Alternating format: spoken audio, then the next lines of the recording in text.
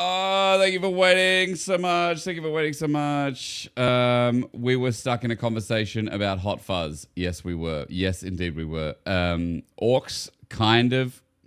What do you mean muted? It's not muted. Don't lie to me. It's not. Don't pretend.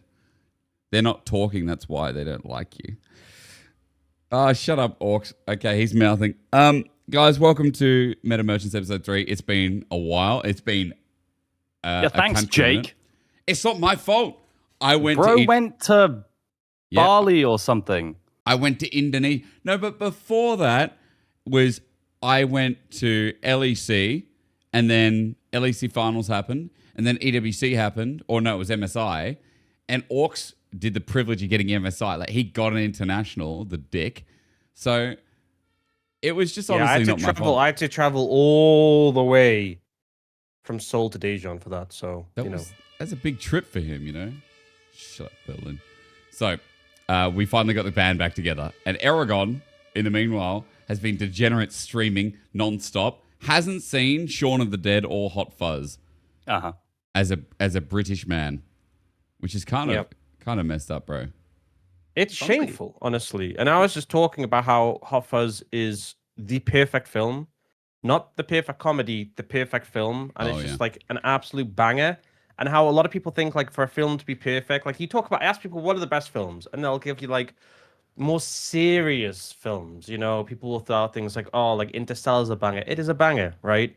People will throw out all sorts of like more serious dramas or things like that. But honestly, Shaun of the Dead, just everything. Everything's a callback, everything bar for bar. It's so funny. It's so good. And, you know, if you haven't seen it, you absolutely should see it. And the fact that you haven't, Eragon, I'll be honest, it makes me think less of you as a person. Have you seen Rush Hour, Eragon? Have you watched Rush Hour? Yeah, movies? I mean, of course. All what of do you them. mean, of course? That was like a family movie. Yeah, we used to watch that all the time. A family movie? Dude, Shaun of the Dead's a family movie. Is it? Yeah.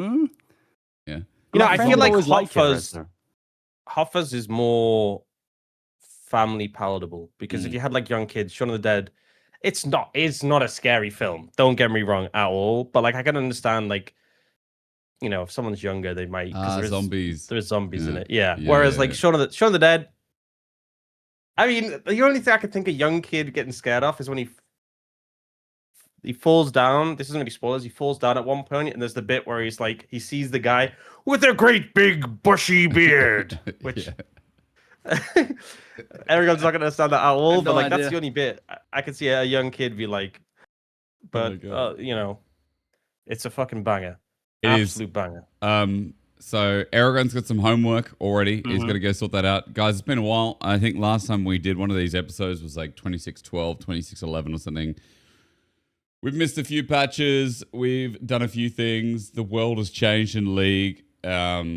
I wanted to ask how your world was looking in terms of your regions, first of all, because even though we're not as hardcore region-based here, we do more like game stats, you know, patch itself, how the game is interacting with our league specifically. I wanted to ask a little bit how like LPL and LCK was going still on 2615. There's still the roaming support patch. It's still a lot of Camille jank with Poppy Reflections, with Shen, Olaf's like still kind of dominating. Aux, if you want to start and kick us off with like how LCK has been looking in terms of meta so far. So we had a little bit of a pivot back. Mages are kind of dead in the LCK. Mages bot lane specifically. We get them. It's kind of returned to what we had before, where you very occasionally see them if it's like the spot is right, maybe a couple of games in a fearless. But like the de facto is no longer, because we had that period, right? I think, did every region have that period where you just like slam mages at every opportunity, every time? Solid month. Yeah, you had like a tier list, right? It was like Cassio, then Syndra, then Victor, then, you know, like all these, and then it just died. Yeah, we moved away from that. Right now, it's like highest prio 80 carries Lucian, really high prio, often gets banned. Ezreal, Jhin are often like picked in the first draft. Things like Caitlyn, Corki, Sivir, Yunara are kind of the things that's trickled down after that. Kai'Sa's had a big resurgence. Kai'Sa's been pretty popular, especially into things like Jhin. You know, if you're leaving the 80 carries isolated in the bot lane, they have a lot of value there. But in terms of the mages, like we had 4 Victor games in round 3 and round 4, 0% win rate. 2 Cassiopeia games bot lane. won one, lost one. Ziggs, I think, has gone like 2-6, I think, at the moment. And I think there's definitely still value in the mages, but I think teams are just like, look, we have these cracked 80 carries. We can sit them on an island irrespective and then get them to that late game point. But also there's been like a mix. To me, it's been really interesting. There's been like a mix of styles in the bot lane, because sometimes we get games where it's like, okay, we're playing, I don't know, Ezreal Shen, and Ezreal is on an island, Shen is doing his own thing, and that is bot lane. And then some game, like next game, in the same series, same teams, we might get like Caitlyn Bard, and they're looking to win lane, or like Ezreal Karma, and it just really depends what each team opts into first and what is good in the situation. There was one, it was Mel Alistair into Kalista Renata was our worst example of the game just being fucking over from minute one, because it kind of fell into that pitfall. That sounds playable. It was just completely unplayable. So I think there's kind of a mixed bag of like some teams heavily playing for bots, some teams playing to roam on the map. Top lane has been, Olaf is just blinded. I'm talking like that's ridiculous. Pick blinded. And we've had counters to him. So there's been Jax, there's been Kled, there's been Vayne, which have all had like varying levels of success, but none of them are like, you pick it, you win. It's like you pick it, if you get it ahead, it'll be good. But like we had a Kled game where the Kled just got run over by the Olaf because I think it was, I'm not going to name names because I don't remember exactly what it was, but the Kled just clearly didn't know how to play Kled. Yeah. And then as soon as the gank came in, as soon as Olaf got momentum, it's like you're Kled, you know, you can't gracefully lose that matchup as Kled. So Olaf has kind of just run the league a little bit in the top lane. That's kind of wild as well. The interjection is that I was talking to Finn about this yesterday, because obviously we'll talk more about 26-16 later. LEC is sitting on that patch now, and Olaf is still like, he's still getting blinded. Like yesterday he got blinded, I think, once or twice. And Finn was telling me, he's like, the best option for top is running Kled. He's like, yeah, Kled's the best option into Olaf right now. And so the fact that you're seeing Kled going into that and like not find success is also just kind of showing the state of the champion. Well, I think an aspect of it is, so Vayne has obviously been in the meta for a while now, and Jax is like an internal LCK pick, right? Yeah. It's like kind of like Renekton, where like we could not see Renekton for 3 years, and then Renekton could come back in the meta, and it's just like riding a bike, right? These players have so many games of Renekton, but for Kled, I think a lot of our top laners have just never played Kled before. So when it got brought out, demonstrated it was an effective strategy, they're like, oh shit, we need to learn this, but they just, you know, it wasn't quite there. And I think that's really been the struggle. It's less about the champion itself and more about it's really been never really a thing in the LCK until now has Kled. So definitely some players with more mastery than others. Yeah, it's the same with the LPL, dude. I think we saw the one series I don't watch, man. Like I ended stream early, I was like, I'm a bit tired. This is, you know, it's EDG. This team is 2 wins, 20 losses. I don't want to watch them. You know, I ended stream, and then they play the first Kled, you know, in that series. So I missed it. But it's like, yeah, that's the one Kled we've had, and I think it's the same reason, because nobody plays this champ. You know, the rest of it was, and I also feel like people were just drafting horribly into Olaf for so long as well. Like there was one of the first B1 Olafs. What? People just That's crazy. Like there was a B1 Olaf. Enemy can make a whole team comp around it, and they somehow end up with double mage into it. And I'm just like, what are we doing? You know, and that was partly why I think the win rate is so high. It's like 70+%. I do think a big part of it was like low damage comps were really, really good. And I wonder if like it'll fall off, because we're slowly moving away from everything with low damage, like to pairings maybe a bit more. I'm not really sure 100% in the bot lane again, where you're gonna get like pump in 80 carries. But when you talk about pairings, you're talking about support 80 carry pairings that yeah, exactly right. So it's like spring, where at least this is my scrim experience, right? We've been scrimming an LEC team as well as like we scrimmed an LEC team as well as an LFL team, top 2 LFL team, and like the clear meta that they have is that they think it's back to pairings meta. They're like slamming Caitlyn plus Bard, just straight up like 1-2, right? And that's back now, because if you like pick, this is new patch, right? If you pick like Shen or something, you're just gonna lose your tower. You're just straight up. And so because of that, one of my points is like, if you pick Olaf and you're against like more damage with these 80 carries, I mean, you can get shredded more. I just wonder if that'll change, you know, Olaf Prio. And also if we stop picking, bro, these counters are so wet noodle. Like, what the heck are we doing? Like, I seen a Renekton into Olaf from Wenbo. Like, it's not even free. I've seen like it's not free, Ambessa Zahen. It's like fine, but like Come back to Renekton versus Olaf quickly while I have you as a top laner, because I remember talking to you specifically about this matchup when I was learning Renekton, and you were like, "Oh, it is winnable.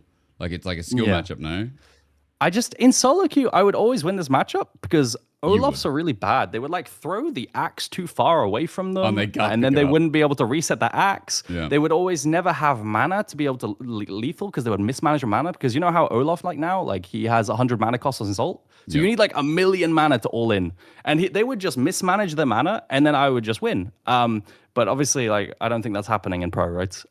Generally, when I watch as well. So I think like in general, Olaf's going to have like prio in the lane and control over the wave like the entire time in the Renekton matchup because you just lose from level 1. But yeah, no, I just think a big part of it is like the counters are bad. Also, this Vayne matchup, low key, we dropped it as a ban when we pick Olaf because have you seen like the Olaf setup into Vayne where you go ignite Storm Raiders and you just trade like crazy, level 1. Yeah. I think it's also I think there's a lot of tech for Olaf into like what you're running and what matchups. We've seen we've seen Ghost, Ignite, Exhaust, we've seen Conqueror, we've seen Storm Raiders, and I think the players who better understand the champ are able to get more value out of it and understand how to play like different matchups. I feel like it's quite cool seeing that depth there. Whereas like for a lot of champions in pro, the players are like, these are the runes, these are the items. No matter what. I mean, a good example is Galio Mid. I don't know if you've seen the trend now is building like it's like people were like, oh, we're overbuilding Abyssal Mask because Abyssal Mask, like you don't have any AP in your team, you don't need AP, guys. Is Abyssal Mask through the buy? And now everyone's buying Kanik Rukin, even if they have like Rumble top lane and stuff. Oh my god, yes. Wow. You're seeing so much Galio? Like, we've seen a decent amount. We've had like 9 games in the LCK, but I know there's been some in LEC as well, I believe. Yeah, they have, and you know the Kanik Rukin buy yesterday was versus like Caitlyn, Jarvan. I can't remember the top lane matchup, but it was like 1 AP. It's like, guys, we're buying Kanik Rukin. I think we have 1 or 2 AP on our team. It's like, what are the options here? Yeah, it's also a good flex. I mean, obviously into Rumble, into when Rumble is still blindable. They're flexing Galio into Rumble still? It's been flexed a couple of times in LEC. It's I haven't seen that in a while. There was turbo, but it's still there. Yeah, there was one Galio, and it was Knight, and he was trying to answer. There's this really set, like broken set comp. Okay, I don't know if you guys are getting it much in LEC and LCK, but like just this core right now of Vi, Ahri, Rumble. It's the classic, but because Neferi's nerfed for Vi, I feel like the Neferi answer and in general Neferi did stop winning as much in the LPL, like quite a bit. Like you kind of bait people into picking Neferi into it, and then it just feels like there's no answer to it right now in the LPL. And like when we slam it in scrims or something like this, people tried to pick Galio into it to like mitigate the dive and play Peel, but the send of Vi, Ahri, Rumble feels really OP. And I don't know if you guys have this at the moment and people are trying to answer it, but I don't think there's any answers right now. So Vi has been very often banned in the LCK, but when we did get a Rise group game where they played Vi, Ahri, Rumble, this was actually a comp that I think it was either 2024 or 2025. I think it was late 2024. BNK Steraks, they lived on this comp. They just played it like every single game because this was obviously pre-fearless as well. They were like, every game we're just gonna slam this, and I think it's like it's so straightforward to play. It's like you see target, you kill target, you get the resets on the Ahri. Like the momentum that this composition has is so powerful. And I think especially because I don't know how it's been in your regions. I mean, I've seen bits, but LCK has been messy. It has been very messy. I know LCK is often framed as like, oh, it's the clean region, it's the thinking macro controlled region, which I think that I think that that reputation is stuck from like years ago. But at the moment, it's just been like, because again, last year when we split in the Legend Rise, the Legend group was just tier list winning. It was like Gen.G beat T1 beat everyone. Like everyone beat in the standings. You looked at the standings. Whoever was the top beat everyone below them. That's the same in the LPL now. It's really messy as well. But this time, I don't know what's going on. HLE just won MSI. They actually had the lowest win rate in the entire league post MSI. The standings carry on. They were 1-4 going to the Saturday Showdown.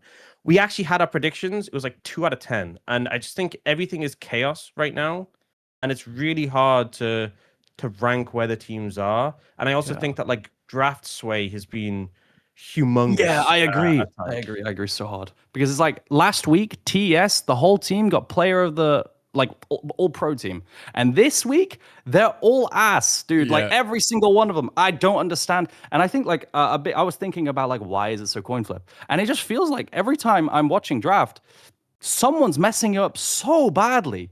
It just feels like someone's just lost the game in draft straight up, way more than normal. And I wonder if it's because it's like harder to draft. Give me your examples. Give me examples because LPL is like, I mean, you still have so many fucking games. Yeah, this team. This team, yeah. Oh my god. Yeah, I mean, it's hard to call examples right now. I'd have to find them, right? But generally, like, that's the feeling. And when I take a look into it, it's a lot of not understanding bot lane pairings at the moment because now we're like hopscotching back and forth between a meta with like utility AD carries, mages into pairings, and it's like, oh, here's one example, right? I believe it was TT. It was one of the mid-table teams picking Sivir Rakan into Ashe Seraphine. And they were like, we're going to survive. And they just lose their entire tower in 8 minutes. And I'm just like, what are we doing, you know? Because in draft, I'm like, dude, this is unplayable. In spring, the only thing that could match like Ashe Seraphine is like maybe Lucian Milio if you're really good, or Bard Caitlyn, right?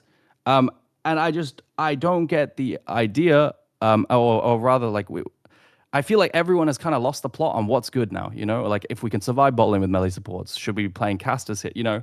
And I think once that gets figured out, it'll get better. But right now, that's a big pain point. So the question then I have is, like, is this a Fearless result still? I mean, Fearless has been around now for, like, what, 2 years? And it's stopped being a discussion of how are we adapting to Fearless, more like this is the norm, and you have to be good at it now. And, like, but there are still dog poo drafts, right? Like, in LEC, for example, we have criticized, like, we've pretty much all teams because we get to like game 2, game 3, and we're like, why did Fnatic in draft? Why did GX in draft? Why did MKOI set themselves up so that they can't play through, you know, they literally can't play through JoJo here. And the best examples are that every single day we question, why do this draft? MKOI, for example, yesterday playing full dive with the Nivea. Okay, it translated well, but if top got run over by the Olaf into a Nivea, then, you know, be okay. By the way, Mew and if you're into Olaf, you know, we're talking about matchups earlier before with what's happening top. Interesting. But yeah, I think draft overall is so widely inconsistent in so many different regions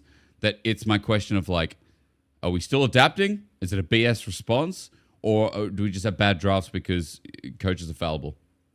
I think I have 2 points about this. Firstly, I think Fearless is always going to like expose these issues more. Like, if you don't have Fearless, the pool is tighter. You have a better understanding of all the matchups, all the permutations that can happen. And I think that Fearless is just exposed that like it was a shallow understanding. We've had Fearless for a while. It's not really an excuse. It has kind of allowed more situations where they are being punished for this. But like, you know, okay, a good example, right? Eragon is a top laner. That's his specialty. He has so much knowledge about that. And yet, if you ask him, okay, you're going to play Ashe Seraphine into Sivir Rakan, how's a Sivir Rakan going to do? He could have so little knowledge about bot lane. It's like, oh, that's a bad time, you know? I feel like it's like these things are not that complicated. Yeah. You know, there's obviously like intricate nuances of like specific matchups in your lane. The thing is, you have players who should be experts on that. And I don't know how you get to the point. And the thing with draft, the other point I want to make is that draft is like a collective thing. It's not like, I know some teams have coaches who will just say, we're doing this, and this. But a lot of teams, you know, it really depends team to team, but like it's obviously something you come up with together in your prep, in your practice. You formulate a draft plan, and everyone has input. Like the players will have input on like how they view matchups, how they feel about champions, how they feel about this and that. So like when you get to the stage, I feel like so many fans will just be like, "What is the coach doing? Why do they pick this champion?" Yeah, and I'm classic. like, it's very rarely that they just like they have the prep. It's very rarely they just hit a point on stage where they go, oh, I don't know what to pick. Let's just slam random champion. It's often that the preparation just wasn't done that well, or they missed something, or they get caught out by something in draft, or there hasn't been the competency across a range of champions. And I think there's been this tendency just to blame coach for draft. And the thing is, the coach is responsible for so much more, but also like they're not just the drafters. And there's also a lot of weight should be taken. Like it's a team thing. If draft is going wrong, it's a team thing. It's not just a coach thing. So the blame should be shared, because especially in the LCK, we get a ton of like, fire this coach because the draft was bad. And I'm like, guys, they've changed coaches 7 times. the drafts were bad then. The drafts are bad now. Like, Yeah. you know, they may not be the solution, but they weren't like the specific issue. I think it's true. I think the big thing with that is just you don't know what coaches are doing, right? Like people 100%. comment on coaches, and then it always confused me with like these awards where you like give coaching staff of the week or whatever, and I'm like, how do you know? You know, like it seems useless. I don't get it. Specifically with that, so we have the LCK All Pro. I don't vote for coaches. Like, I don't vote for especially as an English speaker in a Korean league, I do not have the information. And I think the point you made about like coaches, you don't see what they do. Draft is so visible, and I've always said this about draft. The reason draft is commented on so heavily, right? Same with itemization, is you can take a screenshot of a draft or a set of items, you can post it on Twitter. You don't even have to watch the game. Someone could just come in and go, "This build is terrible. What do they do? This draft is terrible." They didn't even watch the game. They don't even know who was playing, but they see it and they're like, they could just rag on it. And I think that's the thing, is like they're so easy to latch onto, and it's so easy to blame a coach. Because players have much bigger fan bases, and blaming a coach, it's like it's the punching bag of the team. You know, I think the most obvious example right now, Hysterics, hear me out. I haven't watched much LEC. I've watched like Vitality recently, right? But I know G2's losing. And my whole Discord last night was like, wow, Perks, Omega LOL, bring back Dylan Falco. And I'm just like, how do you know? You know, like people are saying like Dylan Falco, the GOAT of the West, bring him back. How could you get rid of him? And I'm just like, how do you know that this is like Perks' fault? I mean, last night wasn't even Draft's fault. Last night was just like no, but like silly face also not just Draft, but like, you know, stuff behind the scenes. Like they're saying, I just don't know how people say this stuff. So the only information we have, like, this is different perspective to you guys because it's English speaking, right? So like we have direct contact, and especially since we're in the studio, we have contact with teams, we talk to coaches, we talk to players, and like, you know, a lot of the time, like, okay, for example, Grabs, like it's a meme at this point. Grabs gets a lot of crap just because, you know, when the draft loses, it's his fault. When the draft wins, well, it's everyone else and a bit of him that claims the glory, the success, right?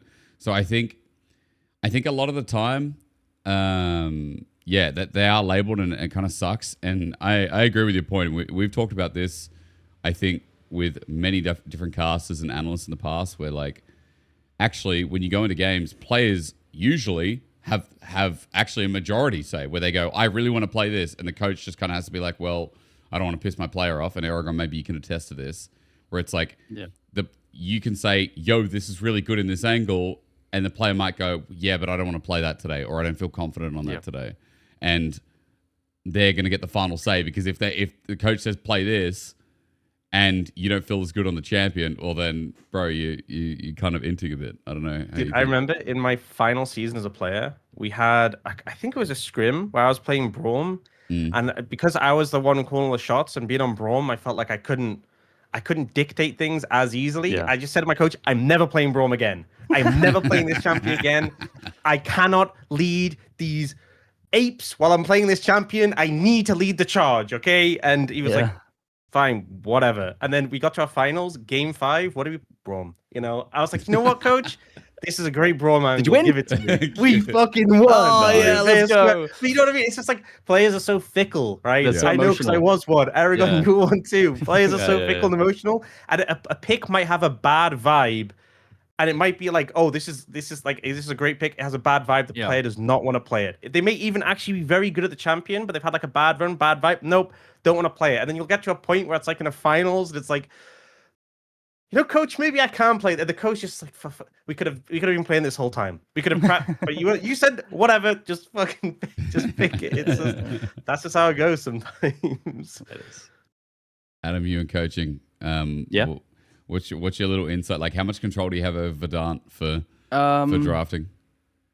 I think so much of it comes from pitching ideas before games and scrims. Like, I have like a Discord channel where I'm just saying, like, I'm just rambling for like thousands of lines straight on like, oh, here's a draft, here's a draft, here's a draft, here's a draft. You know, oh, look at that. A team flexed Rumble on 4 yesterday. That's cool. Can we do that? My middle is like, oh, hell no. You know, like it's like that. It's so real.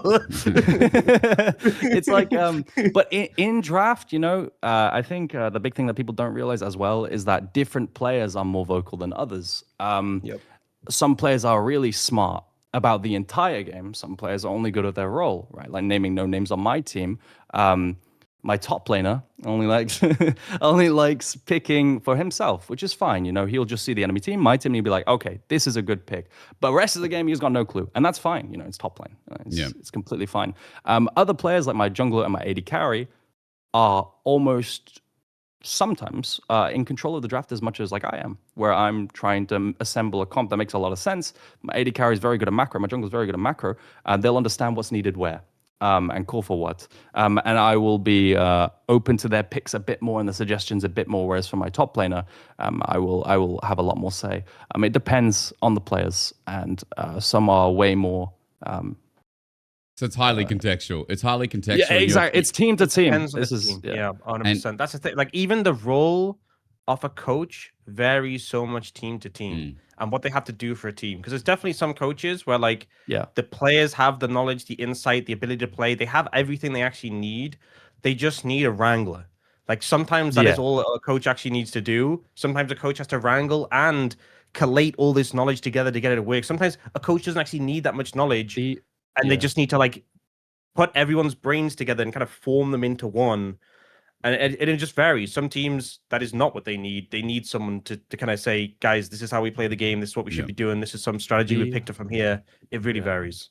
The only coach that I've had and worked with so far, my limited career, right? And also like as a player for like 4 years, the only coach I've ever had now was on Team UK, and it was Mac. Just some insight on this, right? Because it was ages ago. Mac was the only person talking in draft. And he would say, all that, like it was like some like third eye shit, you know, like he would be like, if they pick this, do you want this? I'll do this, and then you do this, and then he would like ask for input, but he would be able to tell you like the timeline of what they're gonna pick and then articulate in a very nice way. You know, I thought that was really impressive. I learned a lot from Mac, like how you speak in Champ Select. But he was the only one that I've had who was like just straight up like the owner of the draft. You know, I've never had that before. And so it's interesting. So I like that you outlined it's highly contextual, depends on team per draft. You know, I was talking about LEC before where we don't see the full, you know, impact of drafts, and like, bro, sometimes G2 come out with an absolute stinker. Sometimes G2 come out with like class. It's literally just like, is that Perk's fault or not? I mean, you have 5 like are the best players in the league telling you what they want to play. But anyway, that's our league. I do want to kind of move forward because Eragon's got a timing schedule today. So if anyone's watching this, Eragon's come to us and he said it has to be less than an hour and a half. So we got a soldier on.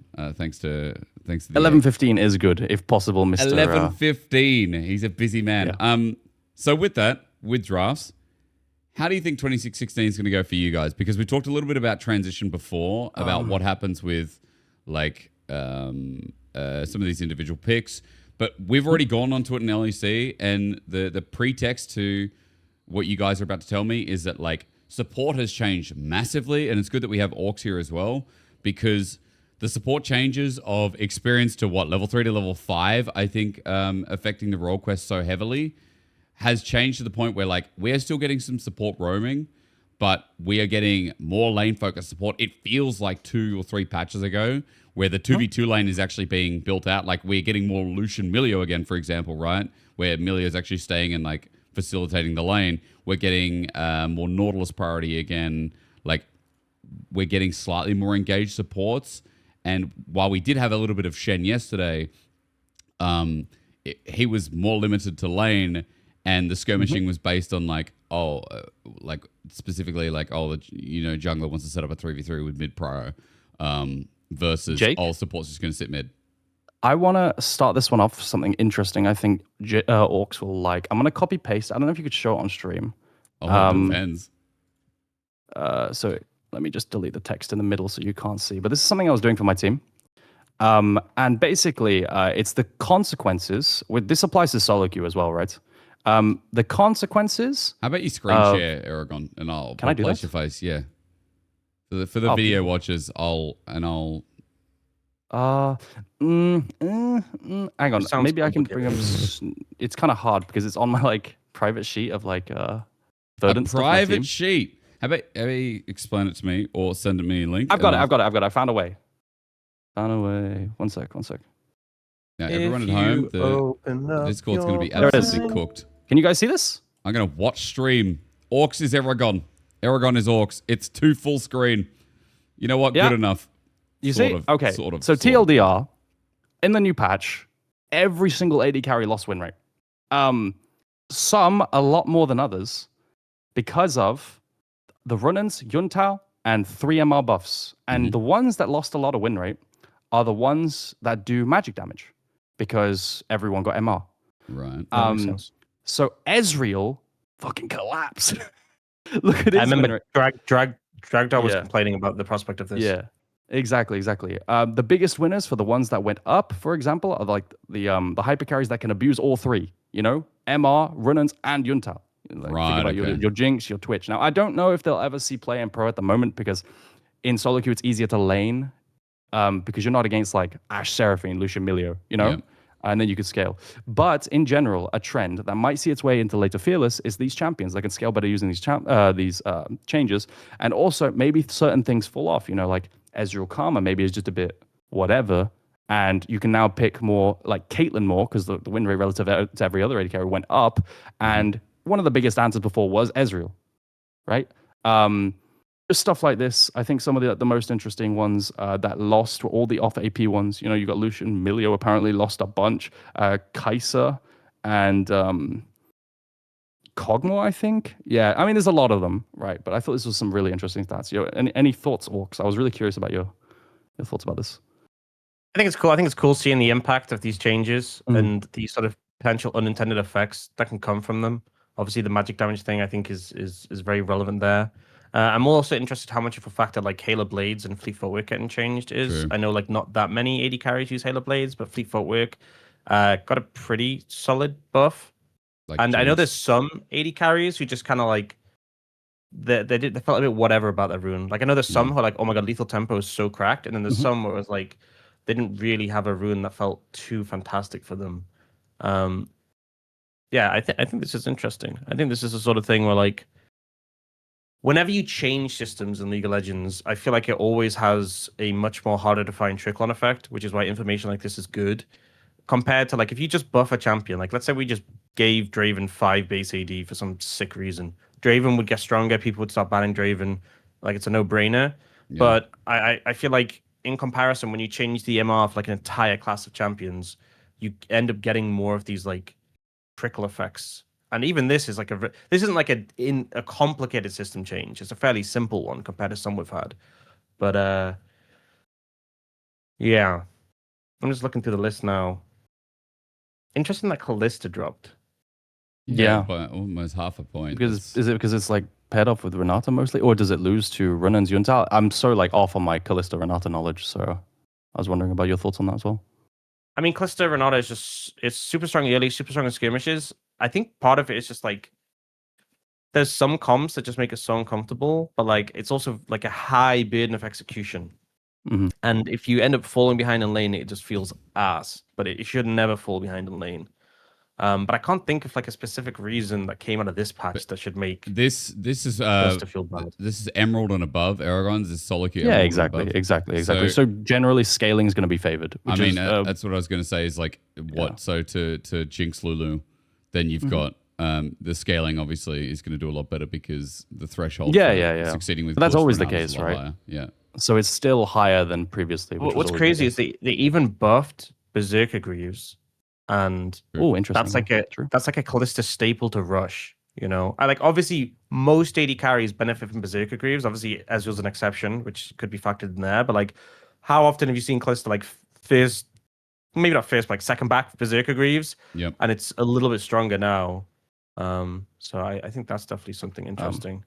Yeah, I think the biggest things that from this data that I was like thinking about was because pairings are obviously so strong in bot lane. I think about what pairings have been buffed with this change. And I think about, Zeri Yuumi has gone up almost 1% win rate. Because Zeri's gone up, right? And now maybe that's a better answer into Ashe Seraphine again. Ashe Seraphine got stronger, which is really funny.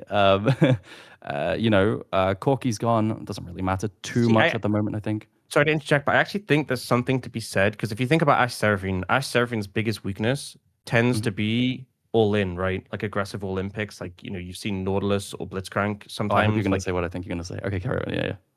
And like the MR increase, like in an early fight, supports do a lot of damage. And the MR increase actually is like if you're trying to, it's okay. A big reason why, like, when Ash support became a thing was the durability patch. Like, you make these picks that are vulnerable to all-ins tankier, all-ins are harder, therefore they can just kind of harass you without any recourse. But if you're giving MR early, it is effectively making them tankier. And the thing is, it's like finding the kill window on these champions is the critical thing. And it's kind of just extended that slightly with the extra MR, especially when you think, like, if you're playing Nautilus, when a Nautilus all-ins, he does quite a lot of magic damage to try and get the kill. True. So that may end up being another thing directly related that is different from Spring Split, that makes Ashe Seraphine and like these champions even better. That just like is the fact, there was an addition. Laning phase in bot lane has D-Helm now. And so you imagine like trying to bully out an Ashe Seraphine. Something we're seeing as like a trend in bot lane right now, like in scrims versus really good teams, is you have to go D-Helm. And then if one AD carry goes D-Helm, the other AD carry has to go D-Helm as well to match. Yeah. And then you've got Ashe Seraphine with D-Helm versus, say, Lucian Melee with D-Helm. And no one does any damage, really, like much less. And then Ashe Seraphine won't lose lane, right? It's that sort of thing. And I think this also favors, because like some of these AD carries with D-Helm, you're just starting with like 43 MR or something, It's really stupid. And you can just get through lane and scale up really easily. But that's like something we have to explore a lot. So does that, I guess it might be a silly question. First of all, you can stop sharing. Okay, all good. I was showing it through 2 windows and I can bring your lovely faces back. First thing I was going to ask is, like, does that affect Mage's bot at all? Like this MR change? Is that Riot's intention? Hey, we increase MR so that we give you sustainability or survivability against Mages. Easy yes?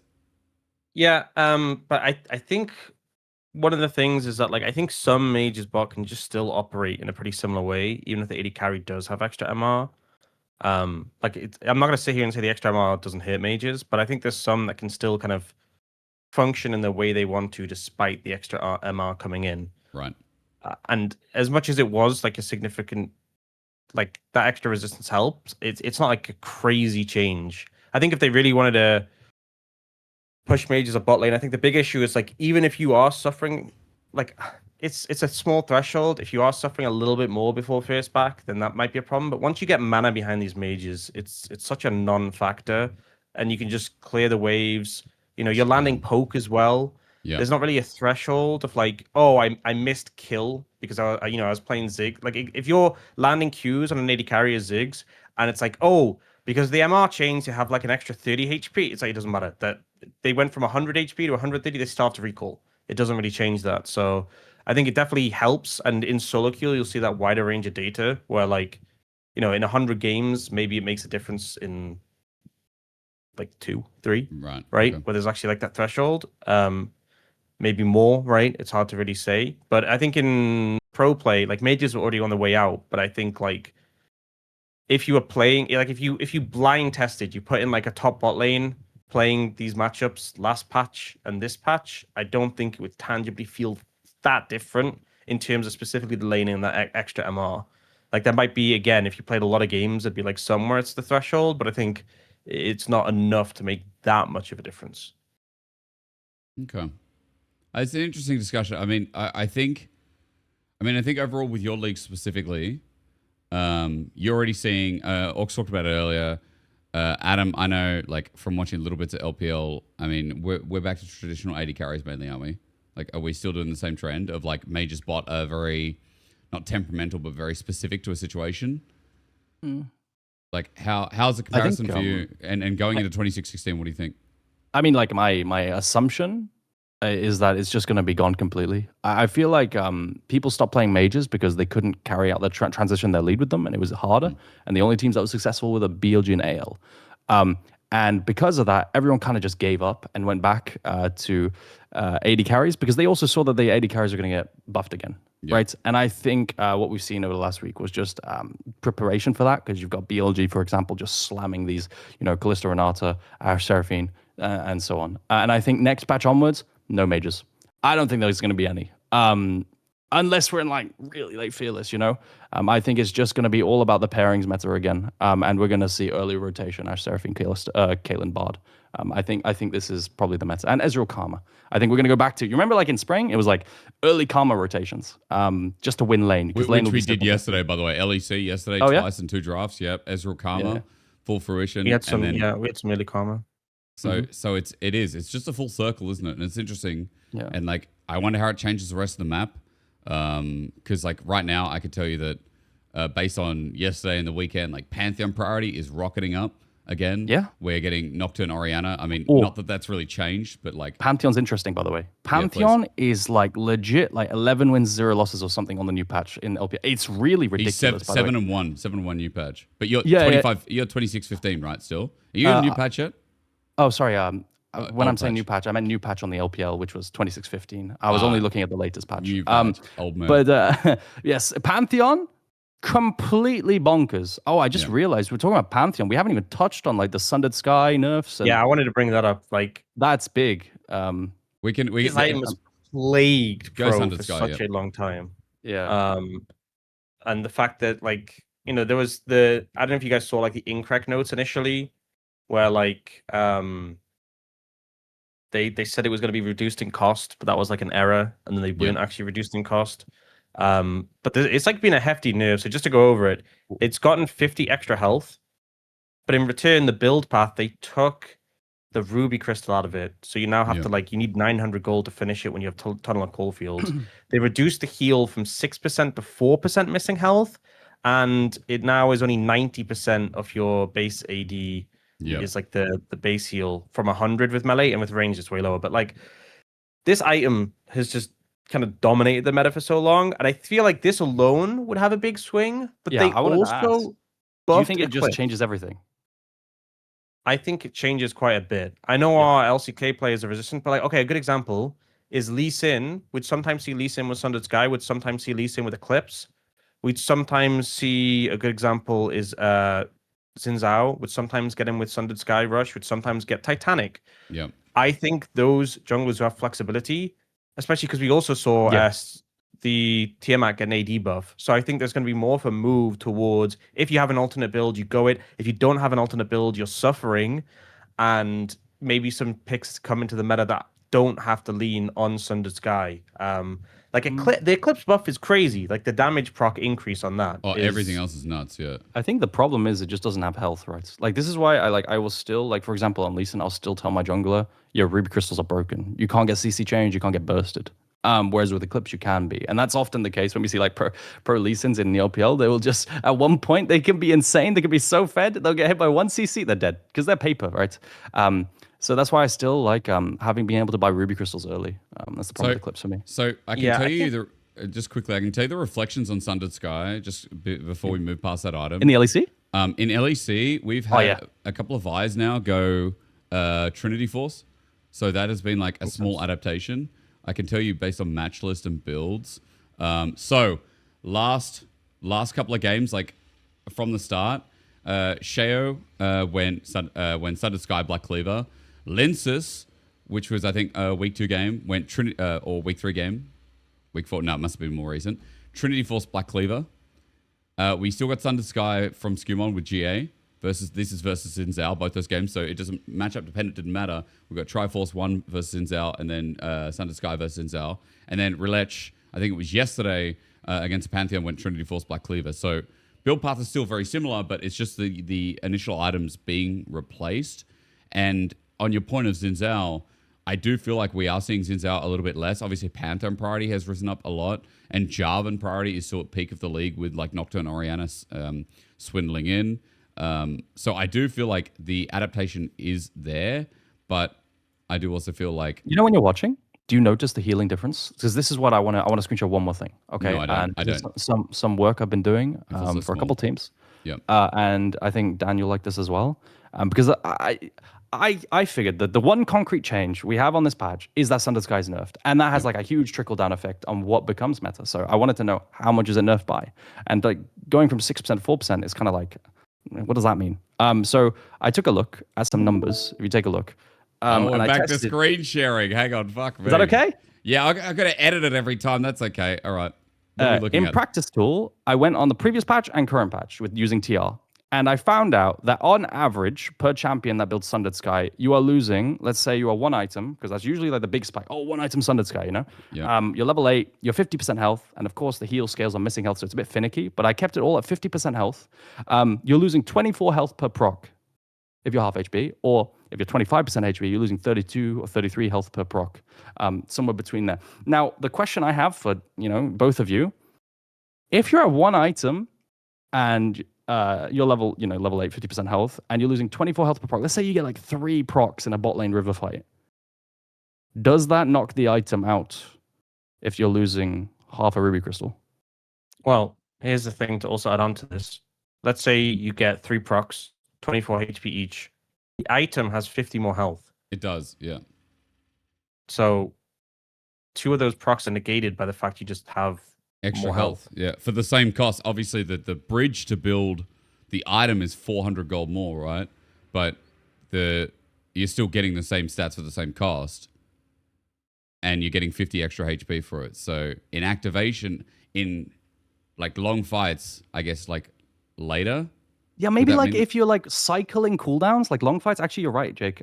If you're like cycling cooldowns, you're getting like a load of procs in a late game team fight. It's gonna feel way worse, no? Or am I tripping? I'm not really sure, because when I look at this, I'm like, that's not that bad, but I'm not sure. I can't draw conclusions from these numbers. Early game, I think that the 50 extra health offsets the less healing, right? If you're rushing it, it is gonna make up for that difference, right? Because you don't have that much health. The healing is like the difference isn't that crazy.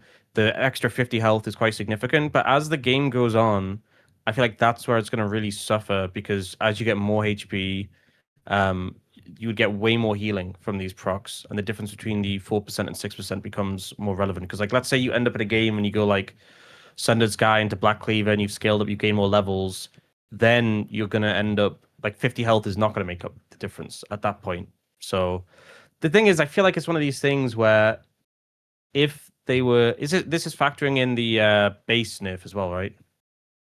Base nerf? Because they nerfed the base heal as well. I went from one patch to another. I physically tested this in practice. You tested the numbers. Okay. Yeah. This wasn't okay. Yeah, this wasn't just so. Yeah, I think that's the thing, is like all these factors, your health and your base attack damage, are going to scale into the game. So as the game gets longer, you're going to feel the nerf more and more. Like when you auto summon in a team fight late game, maybe it's like a significant bigger gap between how much healing you'd get before and after. Mm-hmm. But like, if it's still a strong one-item spike, it's still a strong one-item spike. I think if you take this in isolation, the thing is, we all know how players are, right? We all know how pros and players are, that they'll like see a nerf like this and they'll skew their opinion. They're like, whoa, I ain't touching that. They nerfed my item, I ain't touching that again. But I think if they hadn't changed a lot of the other options, namely Eclipse, maybe we would have seen a scenario where like, if you just kept going Sundered Sky here, you'd be fine.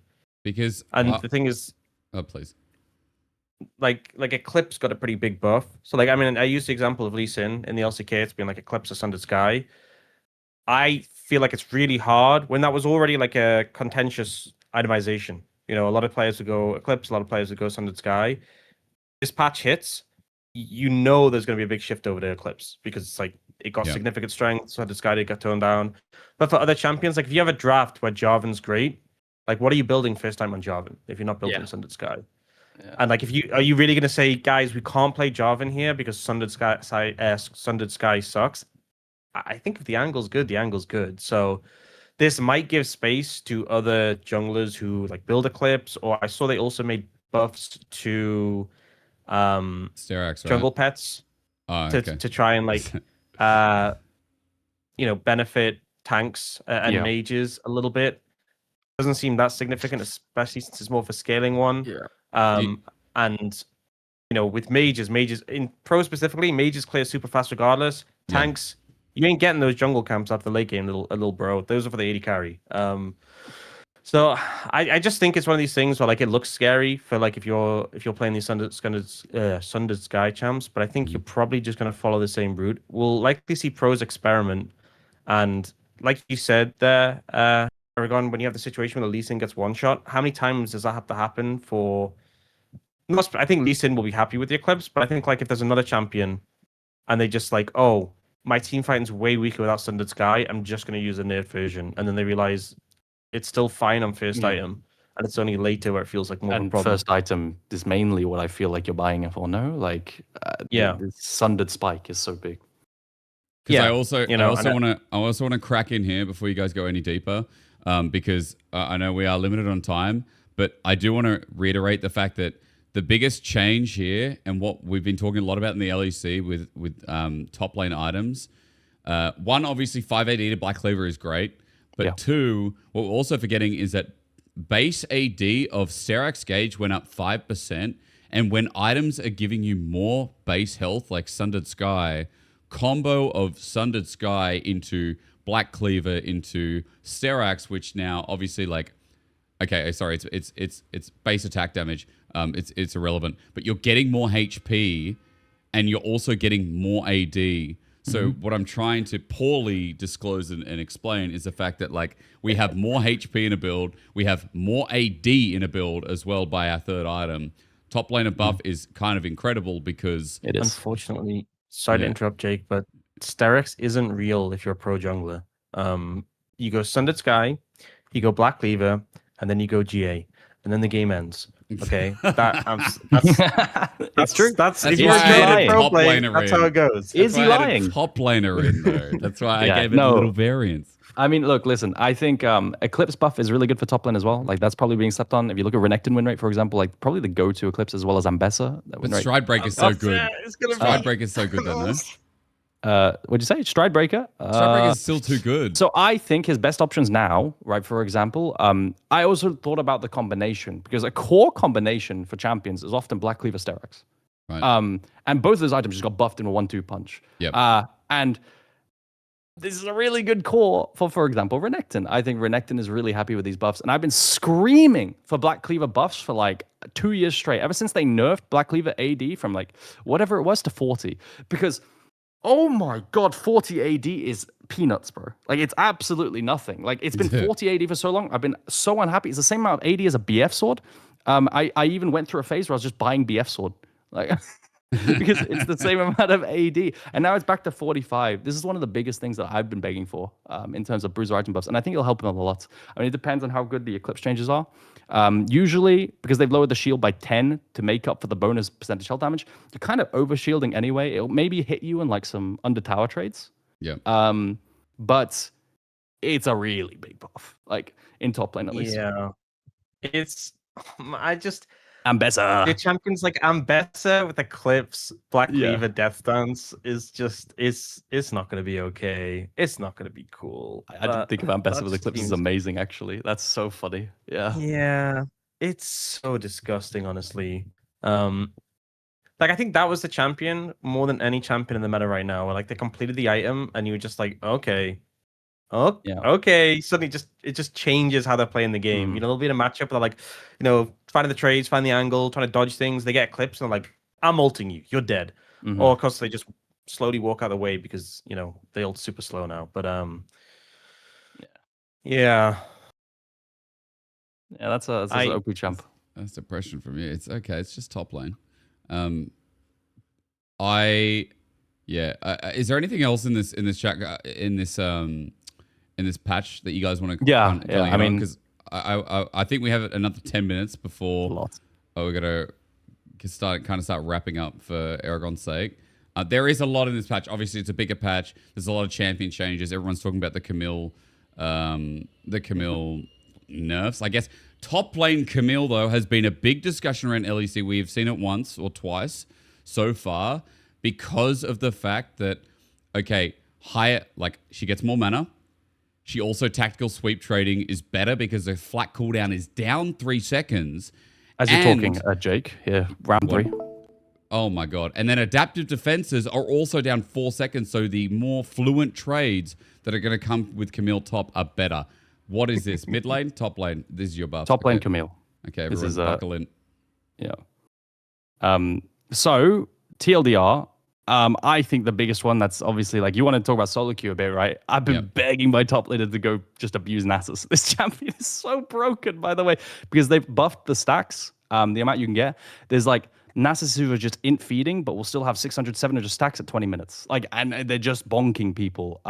It's like people are crying for hotfix nerfs. So that's really funny. I think I had an angle in scrims to draft Nasus yesterday, and I really wanted to, but we were a bit scared to, because players don't want to just first time stuff, 5%. He's absolutely mental with the stack threshold changes. That makes sense with the changes. Gwen is also slept on, I think. I think Gwen win rate going up this much with just healing changes. Step back.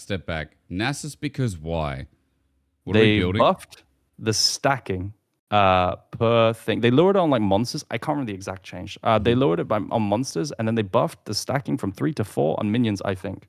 I can't remember the exact changes. Oh, you're right. Actually, wait, that's so hidden. Stacks of 4 increased to 10 on champions. So it's less on champions, large minions, and monsters. But the individual one that comes from general minions, which you're stacking on majority-wise anyway, is like worth losing the 2? Is what you're telling me? Yeah. So I think it hits like jungle a little bit. I can't remember the exact changes, but like we had the intention was to nerf jungle because it affects like the monsters, right?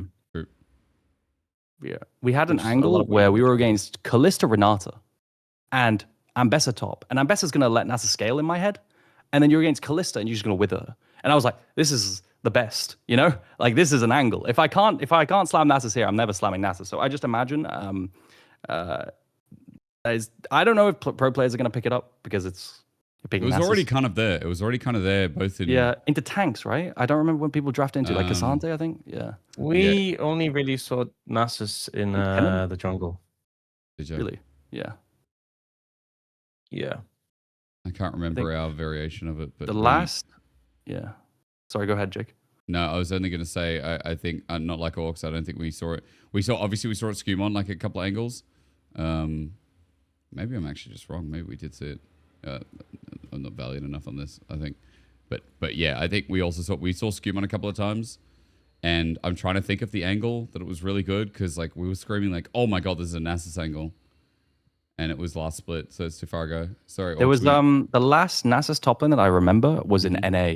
I can't remember who it was. It was like last split. There was an NA top laner who picked it into Kennen. I think it was Castle. Yeah. And he ran the game, I think. They had a whole interview piece where they were like, the coach said, well, when my Korean top laner says, pick me, Nasus is good here, I can't say no, that was the meme. So he slammed it and he popped off. It was really, really good. Maybe we'll see it come back with Kennen buffs, but I think the reality is it's kind of hard to find angles. Yeah, I was just BSing, by the way. It was only one jungle game. Aux, please. You were saying about the Camille. I feel like the problem with the Camille is even though like the mana buff is nice, the cooldown buff is nice, also the buff to the damage on the W is nice. They lowered the actual like shield you get from the passive so much that I feel like that just makes laning more awkward. Like you have more frequent windows to trade, but like would you rather have slightly more frequent windows but a 10% max health shield? Yeah. Or like longer windows, but you have twice as much shield. And the thing is, like, you look at some of the changes, like, oh, well, level 19, you get 25% max health shield. That's really big, but it's like, who cares about like how Camille's already very strong at level 19, but I feel like the laning was more like the lane was the problem. The big problem with Camille is the lane. Yeah. And I think lowering the cooldown on W feels nice. But I think a big thing with the W is how people trade into it. So if you think about what Camille does is she fires W, she can't move, and people dash into it to avoid the blade. And then they trade on you. So I think this helps matchups where they can't dash in on you every single time you have W cooldown. Because that's like the kind of micro interaction because you've got to avoid the outer edge. But if the enemy champion can keep dashing in, let's say like a Tryndamere spinning into the W, this doesn't help at all. And then you've got a smaller shield, and then you can't walk up, and it hurts your shield bash trades. And I just don't know if this is a real change because of the trade patterns with how Camille plays with a W, and how people often avoid the outer blade anyway. I think the problem with this is they try to buff here, but also nerf support Camille. Yeah. while also doing the system changes, and it's like they haven't managed to do that. They've managed to make Camille top slightly weaker when she already wasn't like in a great spot in pro specifically. And then for support, I mean, this definitely does not help. So, I mean, that's what they were going for, which they've achieved. I mean, like the system changes and the nerfs to the shield early. But to be honest, like if you think about what Camille achieves when she roams Pyramid, you're still going to be able to do that. Like, are there going to be more consequences? Yes, but you're still going to be able to functionally like mess up the enemy mid laner's lane. I think maybe in pro, Camille starts to this just is enough, especially with the changes to like the XP and everything in the bot lane and getting the stacks for your item.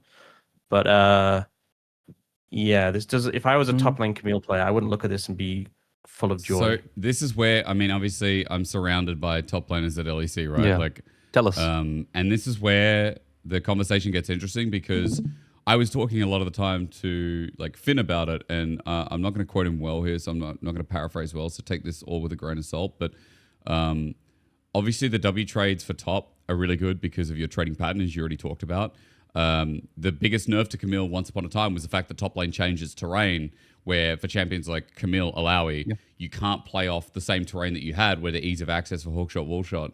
But the quicker trading for, and it's interesting that you show us like the 0.2429% win loss rate that we just saw, because you got to also remember that it's the Halo Blades changes that are the biggest that have affected Camille support. Because the Halo Blades changes in this patch, I mean, it's her cornerstone rune. It's why she's so broken, because her Q trading is insane. It goes from 120% melee to 90% attack speed.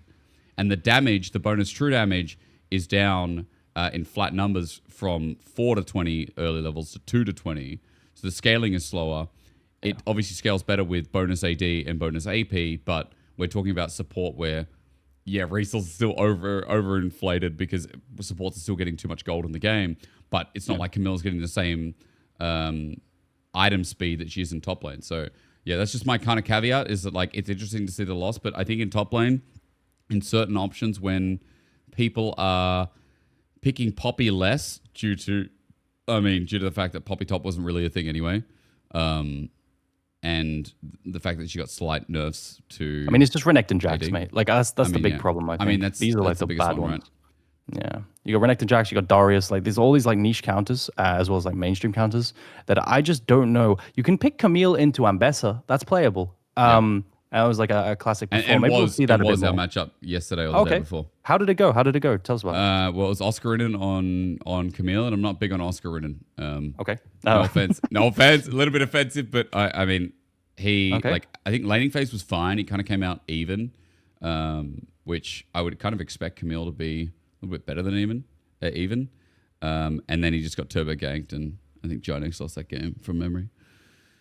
So, yeah, I mean, I can't give you a wealth of information on the matchup, but I can tell you that, like, it has been considered more, and I think we will see it a little bit more. And obviously, you're right. Like, the angles need to be like, well, how's Renekton and Fearless? How's, is the Jax angle here good? But I think it's an interesting discussion, because I don't think Camille top is completely dead. But I do understand why you guys are, like, speculative on it, because, I mean... Yeah, I wonder if... W changes help its range matchups, you know, because it used to be picked into ranged Camille, like Nah and Jason. Then you play with gank setup, and then maybe the W more frequently helps the trades there. I'm not really 100% sure. I think it sounds decent. One thing I wanted to ask Aux, which is just like you were talking about Halo Blades, right, Jake? My support is a big Pike main. You're a support man. I wonder if you share his pain at all, in that he's just been crying because every other patch they're nerfing Halo Blade's attack speed, and he just feels every single time he's got to adjust, and he's just so upset because it feels so slow now, the attack speed, compared to how it was on the initial rework of Halo Blades recently. Yeah. And to the point where he just doesn't want to play these champions anymore, like Pike. Do you feel like these champs are going to like drop off at all because the attack speed changes, and because he's like being hit indirectly because of Camille, you know? Yeah.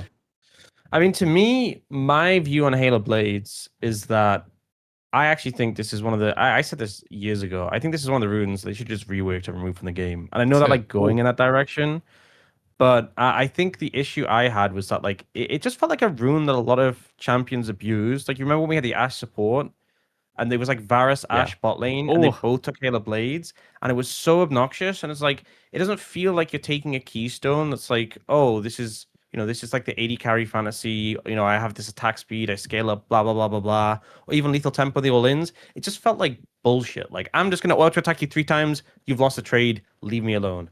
And I think even like I'm not a big Pyke player, but I hated like you playing a Pyke, he like stuns you, and he just goes, and I'm like, yeah. Cool. You know, cool. All right, I've played, I guess. You know, what can I do against that? It just feels like there was so much power budgeted into this rune. Like there was so many times it was just like abused by these champions. Which I mean, I hate saying like who it isn't intended for, because at the end of the game with League of Legends, you should have the flexibility to take this rune on this champ or this rune on this champ. But Halo Blades just felt like a cheesy rune, if I'm going to be honest. It felt like a lot of the times it was being taken, it was specifically to cheese you on those early bursts to get like that high amount of damage off the back of it that couldn't really be matched. So, you know, I feel for your support and the sadness about, I don't care. Kill him. Kill Halo Blade. Get rid of it. Rework it. Change it. You know, the fact that they've given it more scaling now on the like AD ratio and whatever, cool. That's whatever. Just, you know, getting stabbed 3 times in the back by Pyke was not a fun experience for me or my AD carry in lane. And I think the fact that, like, you think about some of the problematic supports we've had, right? Ash support was an example. Camille support, I would say, is problematic. And problematic makes it sound like, oh, they shouldn't be a thing. But I definitely think the play style they represented was a little unhealthy for the game. You know, I think when we had AD carry supports and it was just like, oh, you got walked on and they autoed you 3 times and like the game is over, that wasn't healthy. And there was no recourse to like engage in them. And now when like supports were just perma roaming from level 1 and just like doing whatever shithousery on the top side of the map, both times, right? Camille and Ash both used Halo Blades. There's a link there. There's a link there. It's I see you, right? So hey, you're right. You know, guilty. Found guilty. I'm sorry, Aux. It's okay. I mean, look, I will say there have been unhealthier runes in the game, but I understand the adversity towards it. Guys, we're running towards the end. Obviously, there's more in this patch to cover of 26-16, but we can't cover it all. Is there a champion running into this patch, whether it is for pro play or for yourselves, or people can take into solo queue, you think they can abuse right now that's mega strong? You got to kind of give it to me in like a minute each, a minute or 2 each, but like something that you're looking at. It might be like obviously Eragon's a top laner and a coach might be looking towards top lane. Especially, by the way, you didn't mention TIAMAT changes, which is kind of frauding of you. I don't think I did mention that, by the way. When Aux did. Sorry. But what champs? Starting with Aux, what champ or champs, like something that you would be like is really good right now and will continue to be good, or you think is hidden? I'm someone who's obviously more focused on the bot lane. You know, I play support. I play a lot of AD carry and solo queue recently. So I'm going to diverge from that and say Nasus and Ambessa seem very broken. Nasus with the Siphon Strike buffs. The item changes for Ambessa seem crazy. If you can play those champions, and I mean, who can't play Nasus? So, you know, just collect your free LP and before it gets nerfed. And you think it'll be an LCK as well? You think like we're going to see more Nasus? Ambessa's already in Ambessa's the LCK. there, yeah. My question's Nasus. So the presence is going up. Nasus, I don't know. Like we're about to hit best of 5s, right? We're about to go to playoffs. True. I think if there's like a Nasus enthusiast, they could just bring it out in like a later game in a series when the opportunity is just right. I could see that being a strategy, but I don't think it's going to like really populate the meta. It's kind of like we've had very occasionally. We've had Mundo picks come through in the top lane. Zeus did one of those. And there was one Mundo game where he was just like so hard to deal with. And it was kind of like, you know, we get later in the series, there just isn't the picks available to deal with him. And then they pick something where he's like, you know, I can lane into that. Boom, Mundo comes out. I think they had a Cho'Gath where they did that as well. Oh, right. But I think like that is a sort of angle I could see Nasus just being brought out. It's like, oh, you didn't put enough pressure on lane. Your top laner didn't feel confident with that blind. We're deeper and fearless. Boom. Okay, interesting. First of all, Eragon, yep. First of all, I want to like fraud check you. Me? Because you said I didn't mention the TIAMAT changes, and I'm a fraud. But I didn't mention them for a reason. I don't think they're big. Now, why that? 5 AD is good, but Listen, people are like, oh my God, 25 AD Tiamat. It's like the old Tiamat. It's not. It's not, bro. Look at the ratios, right? I've done the patch notes. I check all the patch notes. You're doing 20 less damage with the active and the passive compared to old Tiamat from back in the day. The ratios are giga. How many patches ago is that? I think it was like season 7. Like people are like this season is like the argument. 7. That's my point. People are like, oh my God, it's old Tiamat, but it's not. Like it's still a fine component. 2017 is what you're telling me. You're telling me it's something like this. 9 like years old ago. Tiamat, whenever that was, I don't remember the exact. Yeah, patch, but the games and the items, the health discrepancy between items, the game as itself in a bubble of items is so different. You cannot compare 5 AD being added to this item as a comparison to an old Tiamat that was in a completely different biome. That people say it's old Tiamat again. And that's why it's really good. But I didn't say that. I assumed you. I said 5 AD, and we're looking for Olaf counters, especially in the meta. And we're looking at like, okay, Kled being the toppest. Again, I cast and broadcast with a Kled OTP right now. He's spamming it. And he's running Kled, and he likes the Tiamat changes. 5 AD is significant, and that's why I called you out. I think Gwen would be my pick, because I think when this champ is strong, it can be picked not only into tanks, and it can be picked. It's also good in the front to back games with you know, when I think of all the trickle down changes of enchanters being made better, and then you get Xin Zhao, and then you see Xin Zhao Gwen again, and then you also see Gwen buffs, and if it's more blindable, then you'll probably see into not just tanks, like into stuff like. Off the top of my head, I can't remember anything off the top of my head, but I think we're going to see a lot of Gwen, because this win rate change is not normally. It's a very big win rate change. Okay. We'll eventually see a bit more. All right, there's stuff to abuse in solo queue, stuff that we might see more of in LPL as well. By the way, you were called out by Fighter in chat. Big shout out. Patch 7.24b. Attack I was right. Season 25 from 20. It's 9 years ago. Wait, Season 7 wasn't 9 years ago. That was like 3 years ago. What are you talking about? 3 years ago? Yeah, sure. Aware. Okay. All right. Yeah, aware. We're all over 30. You know. I thought you were still like 22, Eragon. Yeah, I'm saying you guys are all over 30. I'm not 30 yet. Yeah, but it's just funny, isn't it? It is a little bit. I've got how many more months? 4 more months. 4 more months until he's 30. Okay. Yeah. Aux, don't worry. He'll grow into a splendid lad when he turns 30. Guys, I'm sorry to rush you. Obviously, it's all Eragon's fault that we're doing this. Oh, it's 17 past. Yeah, that's why I'm starting. I'm helping you out. I completely forgot. Yo, thank you so much. Quick outro is this is going to be available on Spotify, on YouTube. I'll upload it tomorrow. We're recording this on the 17th, so it should be available as of the 18th. Don't forget to follow, subscribe, do all that stuff. You can find Aux Eragon on the individual channels, whether it's Twitter or YouTube themselves. Aux on LCK, Eragon LPL co-streaming that he does pretty much every single day really, that LPL's on. Thank you, gents, and I'm sorry to rush out. We'll be back. Let's just do it next week. Let's try next week, see how we go. LCK will be full throttle by then. Eragon will be back just being a degenerate, and LEC will be towards the end of the season. So let's do then. Thank you so much for joining.